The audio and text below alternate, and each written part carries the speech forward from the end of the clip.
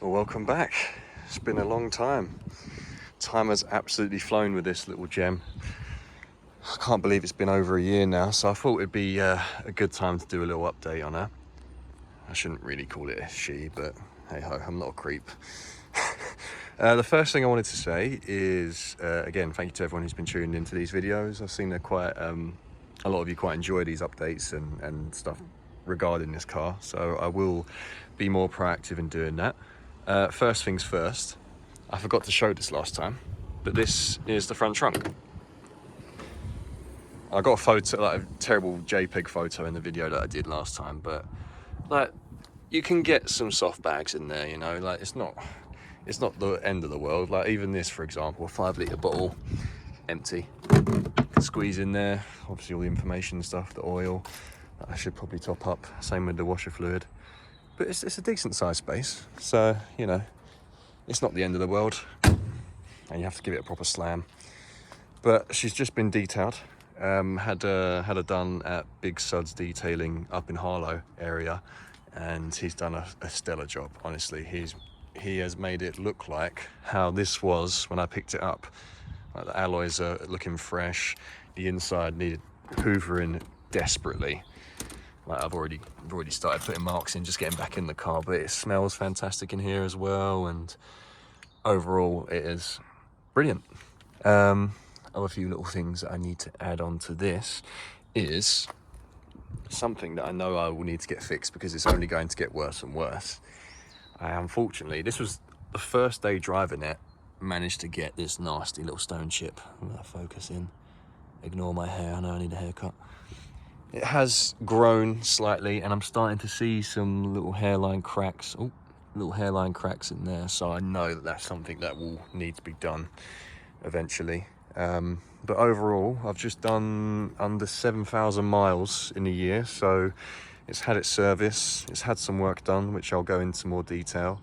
And yeah, it's just been fantastic. Like, no complaints. It's fired up every time, even with the slight issues that it had that I've had like fixed now. I'll include some photos and some videos of what was completed on it. But yeah, it's been fantastic. Just wanted to quickly go through the things that I've had done to the car in the year that I've had it. First of all, I had a service earlier this year, which was again just a requirement. I wanted to make sure it was running healthily. That's when we discovered that there was a few other issues that needed to be resolved. Famously, with these Roadsters, the oil sump, where the oil sits for the engine, it was designed to only have oil inside of it that was basically going to run forever. That's what I was told. Again, I'm not going to go into too much detail about that. But to have an oil change, you have to pretty much suction pump it out of the system, which also means that there's always going to be small remnants left inside of the sump. And over time, this then turns into, you know, corrosive, horrible stuff that rusts the inside of the sump so bad that a hole can obviously be formed. So I had that changed.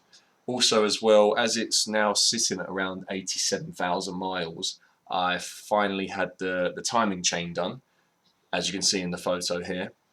And it was, I think it was just over the new year, I had that done.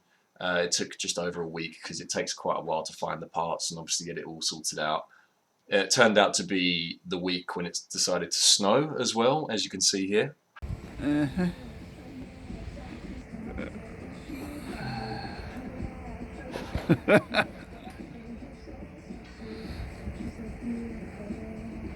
But after that, the only few issues that I have now that remain are the turbo hoses. So there are some hoses that lead off into the turbo that have oil and things like that, and they had been changed in the past, but they've been used with like really cheap Chinese wires. So again, they've been changed, but they're in no better shape.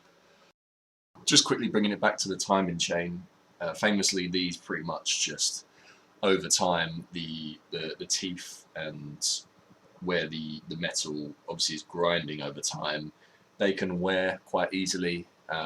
Again, it's quite a small engine, as you can see, and over time that can pretty much cause an internal eruption, leading to a whole brand new engine, which is obviously not ideal financially. So that was one of the main reasons why it had to be done, and it was about time. It famously, like belts and chains in most vehicles, once they reach a certain mileage, it's time for that to get changed. Now let's move on to the running costs that I've had. So over the course of the year, it's £180 to tax, which I pay monthly, so that's roughly about £13.50 a month, which is the same as my phone bill, so that's nothing much really. Insurance, again, everyone's being, put into a tough position as it's all just increased. Oh, cost of living, all that crap. It's costing me roughly just around £100 a month to insure, which is fine by me. I've only had 1 year of insurance where it was under £1,000, so I'm used to that. When it comes to fuel consumption, though, this is where it gets really interesting for me. So I've got a photo that I'm putting up now. I have tracked every single time that I filled up and did the miles per gallon, the true miles per gallon, by measuring how many miles I've done and how much fuel that I've had to put into the tank.